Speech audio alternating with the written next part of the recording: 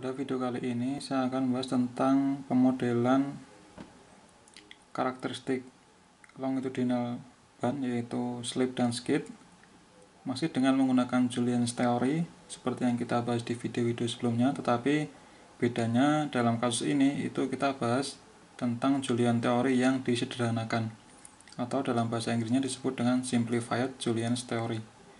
Nah, kita akan bahas dua kasus baik traksi maupun pengereman. Nah, untuk yang pertama ini kita akan bahas tentang kasus traksi. Nah, ini adalah gambar ban saya gambar ulang dari video-video sebelumnya, yaitu yang merah ini adalah ketika kondisi tidak ada traksi, tidak ada torsi dari mesin. Kemudian yang sebelah kiri itu adalah arah gerak dari roda. Nah, karena arah gerak dari roda adalah ke kiri, berarti torsi yang diberikan oleh mesin ke roda adalah seperti ini, yaitu berlawanan arah jarum jam. Jadi putarannya seperti ini, baik putaran maupun torsi dalam arah yang sama, yaitu berlawanan arah jarum jam supaya dia bergerak ke kiri. Nah, ketika kita kasih torsi T ini, maka bagian depan dari kontak pads itu adalah bagian yang bersentuhan dengan tak jalan, yaitu LT panjangnya. Nah, di depannya berarti yang ini. Di depan kontak pads itu akan mengalami kompresi. Nah, lambda itu adalah bagian yang mengalami kompresi. Jadi lambda ini adalah ketika belum ada torsi atau ketika free rolling. Kemudian ketika kita kasih torsi, itu akan menjadi sependek ini, menjadi yang hijau ini, yang merah sepanjang ini itu akan menjadi yang biru. Nah, kondisi awalnya adalah lambda. Nah, jadi lambda itu adalah bagian di depan kontak pads yang mengalami deformasi, panjangnya yang mengalami panjang mula-mula yang mengalami deformasi, atau dalam hal ini adalah mengalami pemendekan. Nah, di bagian depan mengalami kompresi, bagian belakang mengalami stretching atau tension. Nah, kita akan melihat koordinat X itu dari yang bagian depan kontak pads ini. Ke kanan adalah X. Nah, ingat kita menggunakan asumsi sebagai berikut, yaitu yang sudah dijelaskan di Julien's Theory. Asumsinya adalah sebagai berikut. Jadi, saat tidak terjadi sliding, gaya traksi persatuan panjang itu adalah proporsional dengan deformasi. Deformasi adalah perubahan panjang. Kalau ini kasus traksi, berarti dia berapa meter atau berapa milimeter dia mengalami pemendekan. Artinya deformasi, karena ini kan mengalami kompresi. Nah, kemudian regangan itu adalah persentase perubahan panjang. Jadi regangan, atau kita simbolkan dengan apa ini, epsilon. Jadi regangan yang terjadi di depan kontak pads di sini di bagian lambda itu akan sama dengan sepanjang kontak pads. Jadi regangan yang terjadi di depan ini maupun di sepanjang kontak pads itu adalah sama regangannya. Kemudian pada kontak pads yang terbentuk itu adalah berbentuk kotak. Kemudian tekanan yang terjadi sepanjang kontak pads itu adalah merata. Nah, itu berarti kita memiliki tiga asumsi. Yang pertama adalah gaya traksi persautan panjang itu adalah proporsional dengan deformasi. Yang pertama, nanti kita jelaskan apa artinya ini. Yang kedua adalah regangan yang terjadi di depan kontak pads itu sama dengan yang terjadi sepanjang kontak pads. Dan yang ketiga, ada 4 ya. 4 itu bentuk dari kontak pads adalah kotak persegi panjang, kemudian tekanan yang terjadi atau yang ada di sepanjang kontak pads itu terdistribusi merata, jadi tekanannya itu merata. Nah, kita akan bahas tentang asumsi yang pertama, yaitu gaya traksi persatuan panjang itu adalah proporsional dengan deformasi. Artinya apa? Ini adalah sebagai berikut. Nah, sebenarnya di buku J.J. Wong yang menjelaskan Julian Theory, dia langsung menyebutkan yang ini. dfx per dx sama dengan kt epsilon regangan kalikan lambda plus x. Nah, tapi ini asal usulnya saya nggak begitu paham, cuma saya akan coba jelaskan sepengetahuan saya. Semoga tidak salah, kalau salah mohon dimaafkan atau silakan dikoreksi. Nah, jadi bagaimana asal usul kita memperoleh asumsi ini, yaitu dfx per dx sama dengan kt epsilon lambda plus x. Itu asal usulnya adalah kita menghitung total dari gaya traksi atau gaya gesek yang terjadi di sepanjang kotak pas. Nah, tadi kan asumsinya proporsional dengan deformasi, berarti gaya traksi yang terjadi itu juga proporsional dengan regangan.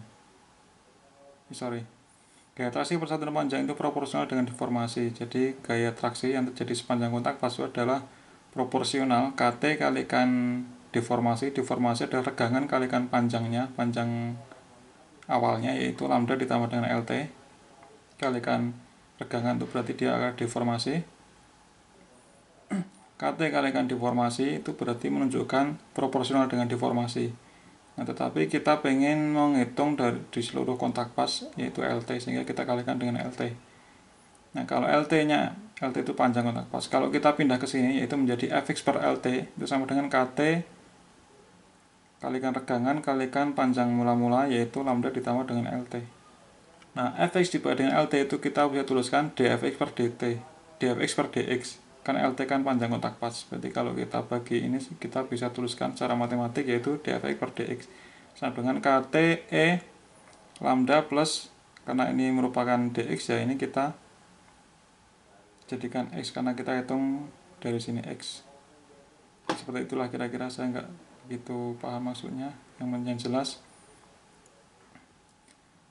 ini kalau kita langsung tuliskan persamaan ini, gaya traksi persatuan panjang proporsional dengan deformasi, berarti langsung ketemu ini, yaitu dfx per dx atau fx per lt. Kan kita bisa tuliskan dfx per dx supaya nanti kita bisa integralkan, yaitu sama dengan proporsional, berarti dia dikalikan konstanta.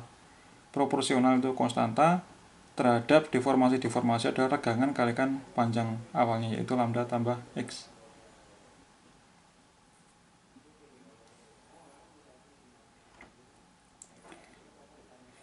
Nah, ini kalau kita bikin kurvanya, arti dari asumsi ini kita bisa lihat seperti ini.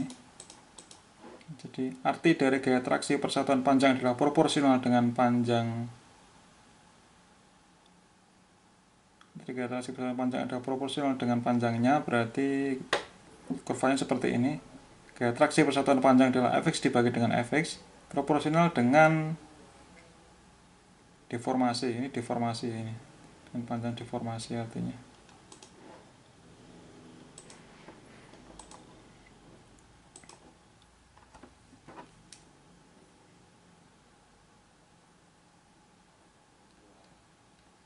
Nah, jadi kalau kita bikin kurva proporsional itu artinya dia membentuk garis lurus. Gaya traksi persatuan panjang itu adalah fx dibagi x, kemudian sumbu datarnya kita tulis dengan deformasi. Deformasi itu adalah regangan kalikan panjangnya, yaitu lambda kalikan lt, panjang awalnya. Ini regangan kalikan lambda plus x. Nah, sedangkan totalnya itu adalah x-nya itu lt, berarti di sini itu ada batasnya, yaitu regangan kalikan lambda tambah lt di sini. Nah, ini adalah kurvanya karena proporsional. Proporsional kan berarti dia slope-nya. Slope itu berarti sumbu y dibagi dengan sumbu x, yaitu fx per x dibagi dengan regangan kalikan lambda plus x. Kita simbolkan kt. Jadi dari persamaan dari gambar kurva ini kita bisa tulis fx dibagi x sama dengan kt kalikan sumbu x-nya adalah regangan kalikan lambda plus x. Nah, fx per x itu kita bisa tuliskan dfx per dx supaya kita bisa integralkan, itu kt regangan kalikan lambda plus x. Nah, ini adalah arti dari asumsi yang pertama.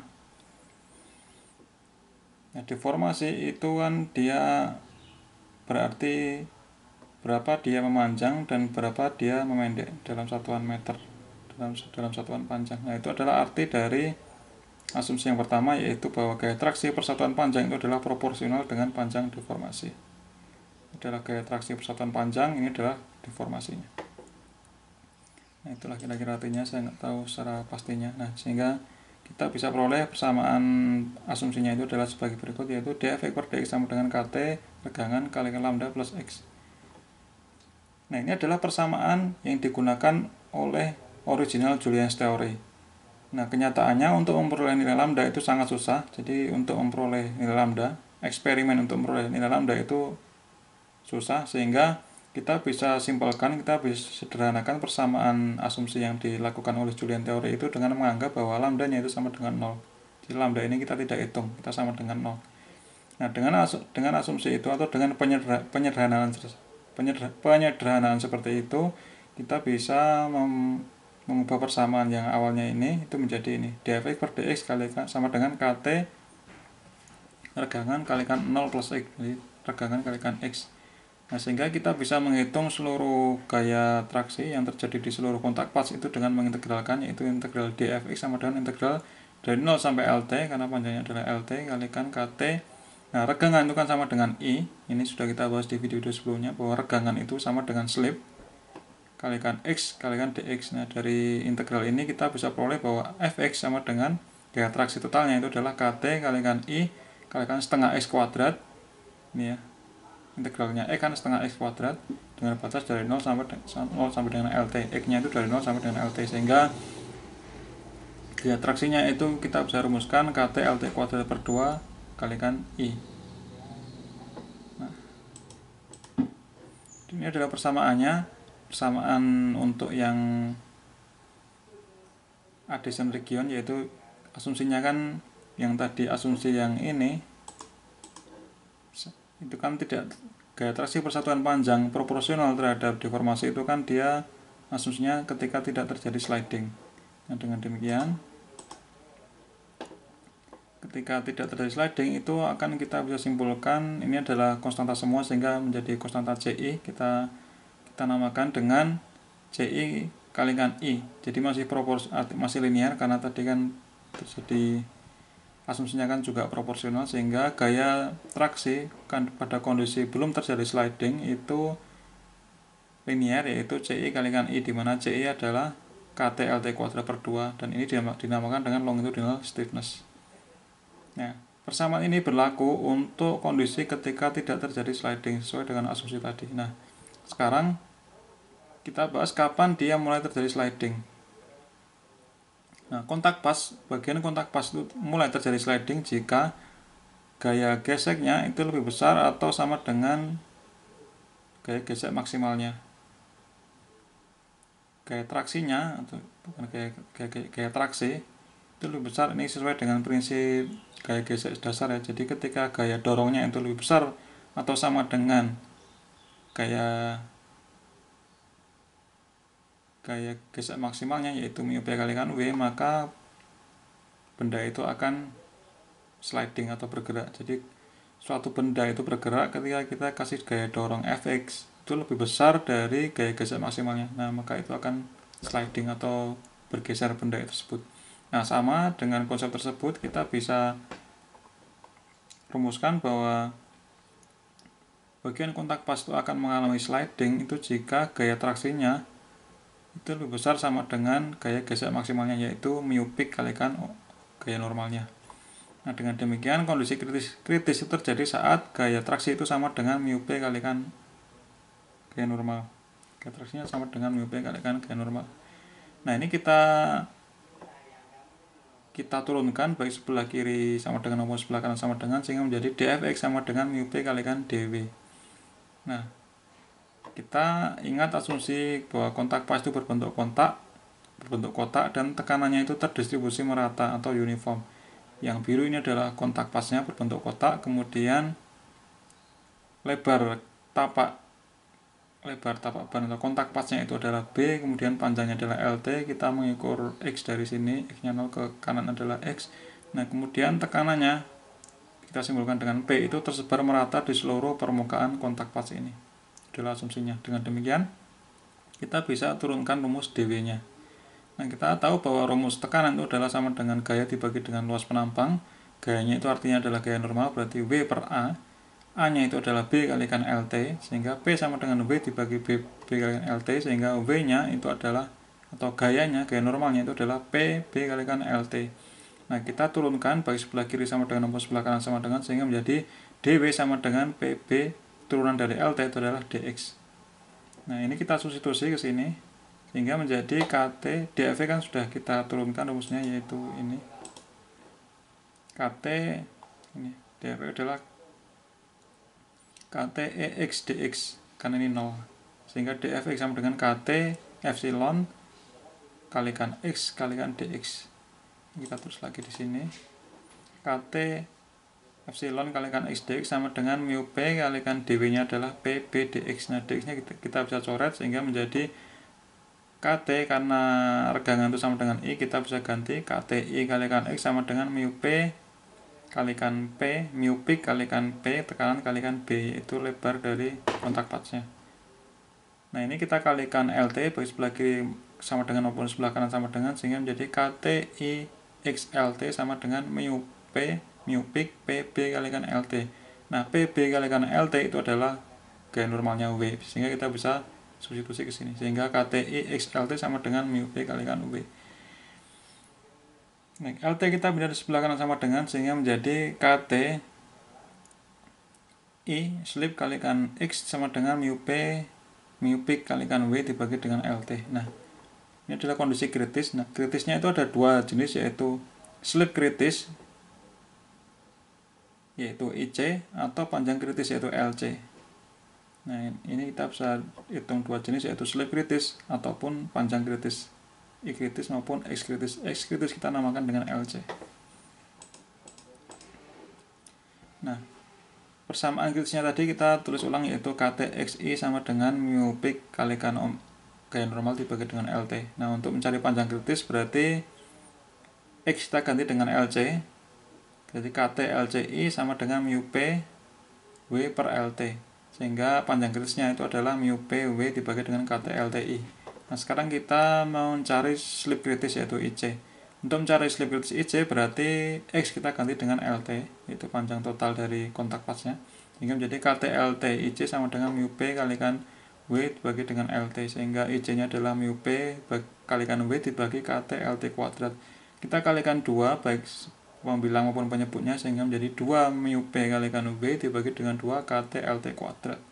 Nah 2 kita tahu bahwa longitudinal stiffness CI itu adalah KT LT kuadrat per 2. Berarti ini kita bisa ganti dengan bahwa slip kritis itu sama dengan mu P kalikan W dibagi dengan 2 kalikan CI.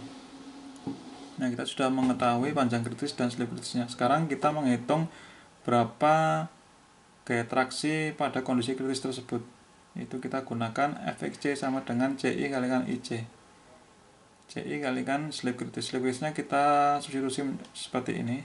Ini kita masukkan ke sini, sehingga menjadi gaya traksi pada kondisi kritisnya itu adalah CI kalikan mu P kalikan W dibagi dengan 2 CI. Nah ini CI kita bisa coret, sehingga gaya traksi kritisnya itu terjadi ketika mencapai setengah dari gaya gesek maksimalnya mu P kalikan W. Nah sehingga kita bisa gambar di sini adalah slip, ini adalah gaya traksinya. Nah 0A, A adalah kondisi kritisnya, itu terjadi pada gaya traksi sekitar setengah dari peaknya, setengah kalikan mu P kalikan W. Nah ini adalah slip kritisnya. Nah sehingga kita bisa memodelkan dari 0 sampai A, di mana A itu batasnya adalah setengah dari gaya gesek maksimalnya yaitu mu P kalikan W, sedangkan persamaan dari O sampai A itu adalah masih linear, yaitu koefisien longitudinal stiffness CI kalikan dengan slipnya. Ini berlaku dari 0 sampai A. Nah ini terjadi setengah dari peaknya ya. Nah sekarang bagaimana dengan A sampai B? Nah dari A sampai B itu fenomena yang terjadi adalah sebagai berikut.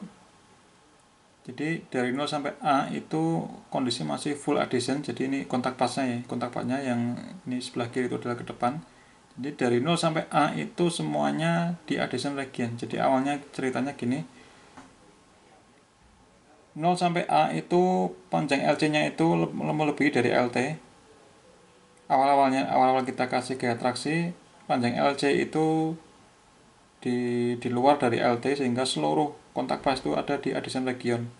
Nah begitu kita tambahkan gaya traksinya atau kita tambahkan slipnya, itu LC panjang kritisnya itu akan semakin lama semakin kecil. Kita lihat dari rumus LC nya, lihat LC semakin besar slipnya akibat dari kita tambahkan gaya traksi, itu nilai LC nya akan semakin turun karena sebagai penyebut.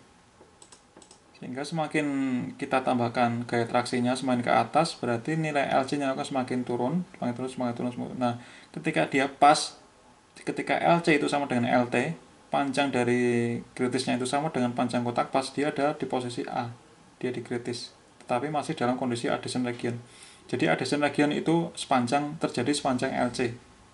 Nah, kemudian ketika kita tambahkan lagi gaya traksinya atau kita tambahkan lagi slipnya di atas dari A ini, maka yang terjadi adalah LC itu akan lebih pendek dari LT.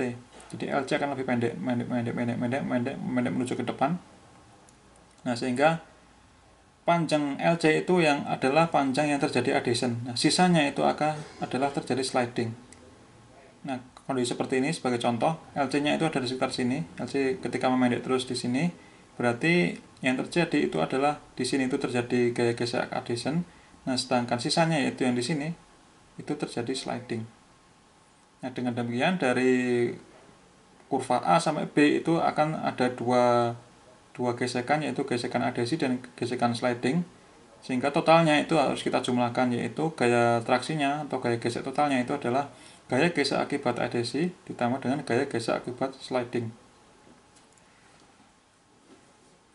Nah, gaya gesek adhesion itu terjadi sepanjang LC, jadi gaya Fxa itu terjadi sepanjang LC, berarti rumusnya gampang saja, kita gunakan yang sebelumnya, yaitu Fx sama dengan KTLT kuadrat per 2 kalikan I. Ini adalah C ya, CI kalikan I, masih linear. Kita rubah panjangnya, panjang kotaknya itu bukan LT tetapi kita ganti dengan LC. Karena apa? Karena yang terjadi adhesion itu adalah sepanjang dari LC. Sehingga kita rubah LT-nya itu menjadi LC, sehingga gaya gesek di area adhesion region itu adalah KT LC kuadrat dibagi 2 kalikan I. Nah, kita sudah menurunkan rumus LC, yaitu di slide sebelumnya itu ini, mu P kalikan V dibagi KT LTI. Nah, ini kita substitusi rumus LC mu P kalikan V dibagi KT LTI ke dalam persamaan Fxa ini, sehingga akan ketemu ini adalah perhitung-perhitungannya, silahkan dicek sendiri. Nah, hasil akhirnya itu adalah gaya gesek di wilayah adhesion region itu adalah mu P kuadrat kalikan V kuadrat dibagi dengan 4 kalikan CI kalikan I. Ini adalah hasil akhir untuk menghitung di area adhesion. Nah, sekarang kita bahas bagaimana yang slidingnya. Nah, bagaimana dengan sliding region atau Fx-nya, kita bahas yang ini. Nah, kita tahu bahwa gaya gesek mencapai atau gaya traksi itu mencapai puncak, yaitu mu P kalikan V ketika LC-nya itu 0. Jadi ini ketika kita tambahkan slipnya, kita tambahkan traksinya, itu menyebabkan LC akan semakin kurang. Nah, ketika LC-nya itu 0, berarti seluruhnya itu ada di adhesion region. Pertama kali dia mencapai ketika LC-nya itu pertama kali 0, maka seluruh area kontak pas itu pertama kali mengalami sliding region. Karena ketika LC-nya 0 berarti adhesion regionnya 0, sehingga seluruh permukaan kontak pas mengalami sliding. Nah, pada saat itu, pada saat pertama kali mengalami full sliding atau pertama kali LC-nya itu 0, itu berada di puncak, yaitu mu P kalikan V. Sehingga kita bisa nyatakan dalam persamaan matematik, yaitu mencapai puncak, yaitu mu P kalikan V itu saat terjadi LC sama dengan 0. Maka bisa kita buat rumus perbandingannya untuk menghitung gaya gesek pada area sliding, yaitu Fx sama dengan mu P kalikan V kalikan LT dikurangi LC dibagi dengan LT. Nah, kita pahami dari yang saya bahas tadi bahwa ketika LC-nya itu 0, itu mencapai puncak, yaitu mu P kalikan V. Kita cek di sini. Ketika LC-nya 0, berarti LT dikurangi 0 dibagi LT adalah 1. 1 kalikan mu P kalikan V berarti mu P kalikan V. Nah, ini sesuai dengan yang konsep kita tadi, bahwa ketika LC-nya 0, maka gaya geseknya yaitu mu P kalikan V sesuai dengan puncaknya. Nah, ketika LC-nya itu tidak 0, berarti gaya gaya gesek si area slidingnya itu berkurang, tidak setinggi dari mu P kali mu V. Nah, ini sesuai dengan konsep kita. Nah, ini kita bisa sederhanakan lagi sehingga menjadi bahwa gaya gesek atau gaya traksi pada area sliding yaitu mu P kalikan V kalikan 1 min LC per LT. Nah, kita sudah tahu rumus LC, kita substitusi. LC sama dengan mu P kalikan V dibagi dengan KT LTI. Nah, ini kalau kita bagi dengan LT untuk mengganti yang ini tadi, nah, nanti akan ketemu bahwa LC per LT itu adalah mu P kalikan V dibagi dengan 2 kalikan CI kalikan I. Nah, LC per LT kita substitusi ke dalam persamaan ini, sehingga gaya gesek pada area sliding atau gaya traksi pada area sliding itu adalah mu P kalikan V kalikan 1 min mu P kalikan V dibagi 2 CI kalikan I. Nah, ini adalah di area sliding, sehingga totalnya dari A sampai B itu kan ada dua area, yaitu adhesion region dan sliding region. Berarti totalnya itu kita jumlahkan gaya traksi pada area adhesion ditambah dengan gaya traksi pada area sliding, yaitu Fxa adhesion tambah Fx. Fxa kita sudah hitung di slide sebelumnya.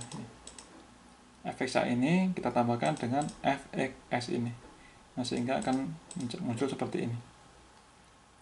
Kita tambahkan, jadi untuk memodelkan kurva dari A sampai B, yaitu mulai ada sliding sampai dengan full sliding pertama kali, itu kita tambahkan gaya traksi pada area sliding ditambah gaya traksi pada area adhesion ditambah dengan gaya traksi pada area sliding region.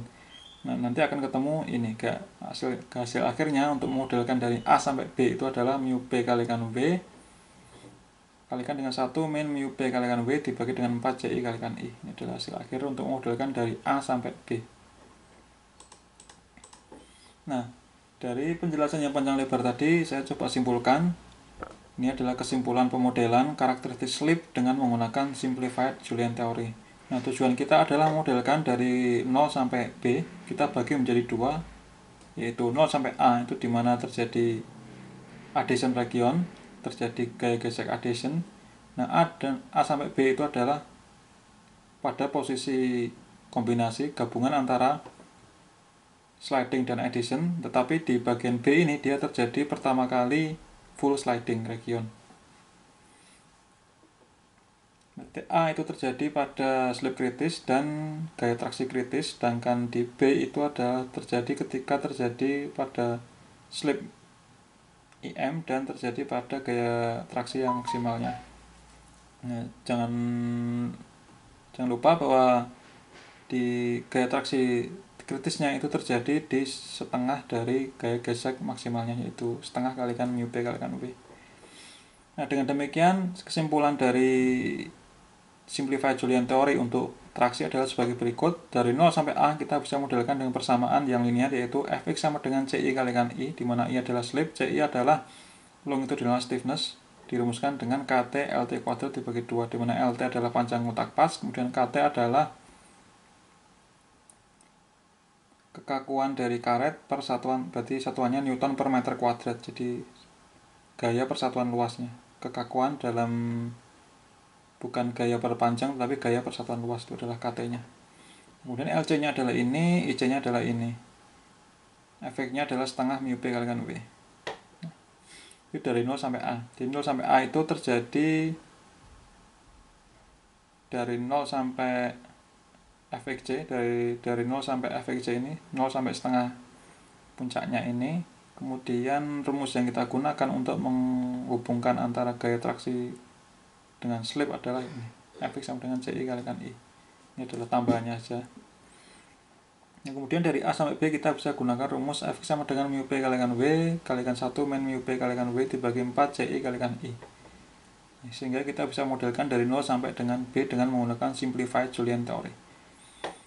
Nah, dengan simplified Julian theory itu memiliki kelemahan karena sesuai dengan penjelasan di awal tadi, kita abaikan panjang dari lambda. Berarti kelemahan dari simplified dibandingkan dengan original Julian theory itu adalah pada simplified Julian theory ini kita tidak bisa menghitung IM slip pada kondisi terjadi gaya gesek maksimal atau gaya traksi maksimal, itu tidak bisa kita hitung. Sebagaimana kita tahu tadi bahwa IM itu terjadi di titik B. Titik B itu kan terjadi ketika pertama kali full sliding, artinya dia LC nya itu sama dengan 0. Nah, sedangkan LC itu rumusnya adalah mu P kalikan V dibagi dengan KTLTI. Ini kalau kita sama dengan 0 itu tidak akan ketemu IC-nya. Nah, ini adalah kelemahannya. Berbeda dengan kalau kita gunakan lambda, kita bisa menghitung nih, slip pada kondisi gaya gesek atau gaya traksi maksimalnya. Nah, ini adalah kelemahan dari simplified Julian Touring. Tapi kelebihannya kita tidak perlu mengetahui nilai dari lambda yang susah kita temukan dengan eksperimen. Nah, itu adalah untuk kasus yang traksi, sedangkan untuk yang kasus braking itu sama saja, gampang. Nah, bagaimana kalau gaya pengereman versus skid? Kita di video di slide-slide tadi kita sudah bahas gaya traksi versus slip. Nah, sekarang bagaimana kalau kita mau memodelkan gaya pengereman versus skid atau IS, kita simbolkan IS. Nah, kita bisa lakukan dengan mudah pemodelan tersebut, yaitu dengan cara kita ganti I pada rumus-rumus slip, yaitu gaya traksi itu dengan IS dibagi dengan 1 min IS, karena IS adalah skid sedangkan I adalah slip. Nah, dengan demikian kita bisa modelkan dari 0 sampai A. Ini adalah yang bagian yang traksi, ini adalah bagian yang pengereman. Sebagai contoh, Fx sama dengan CI kalikan IS, itu untuk OA, itu kita bisa gunakan untuk pengereman, yaitu kita mengganti, ini bukan IS, ini I, sorry. Nah, di traksi kan gaya traksinya itu kan linear, yaitu CI kalikan I. Nah, untuk pengereman kita ganti I itu dengan IS dibagi dengan 1 min IS. Nah, kenapa kita harus ganti I menjadi IS per 1 min IS? Ini bisa teman-teman lihat di video tentang skid yang Julian teori yang awal-awal, yang belum ada simplified. Nanti akan ketemu jawabannya kenapa kita harus ganti definisi slipnya itu dengan menggunakan definisi dari skid ini. Nah, sama juga dengan LC, kita ganti I dengan IS per 1 min IS. IC juga sama seperti ini. Kemudian gaya pengereman kritisnya itu setengah dari puncaknya itu sama. Kemudian dari A sampai B itu kita ganti I menjadi seperti ini, IS bagi dengan 1 min IS. Nah, ini untuk yang traksi kita beri simbol longitudinal stiffness-nya adalah CI, sedangkan untuk yang pengereman kita ganti simbolnya dengan CS meskipun definisinya sama. Nah, jadi untuk mengubah dari traksi menjadi pengereman, kita tinggal mengubah definisi dari slip itu sebagai fungsi dari definisi skid seperti ini. Demikian, semoga bisa dipahami. Kalau ada kurangnya silahkan dikoreksi. Sampai ketemu di video selanjutnya.